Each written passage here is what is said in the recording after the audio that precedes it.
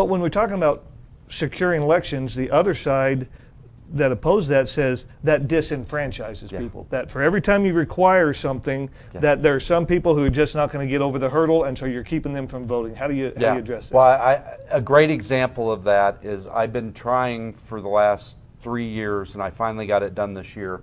We repealed the 3-day grace period. So there used to be a law here in the state of Kansas that for 3 days after the election, we would keep taking in ballots, mail-in ballots, and we'd count them if they came in within 3 days after the election.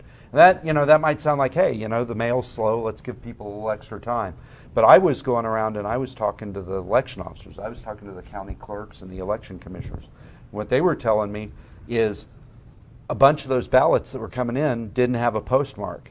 And yet they have to be postmarked so that you know that they were voted before election day was in, before the end of election night, and so they couldn't be counted. And I finally got the Secretary of State's office to actually poll all of the election clerks, and what they found is during the 2024 primary, 1 in 3 of those ballots that showed up during that 3-day grace period, which is 2% of all of the mail-in ballots, couldn't be counted because they didn't have a postmark. And so, the other side screams, oh, disenfranchisement, you're trying to, but data is data.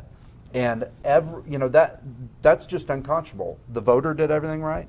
The election clerk did everything right, but we're still not going to count the ballot because the post office didn't put a little stamp on it, because most of them don't have stamps, so they don't have to cancel a stamp, so they don't postmark.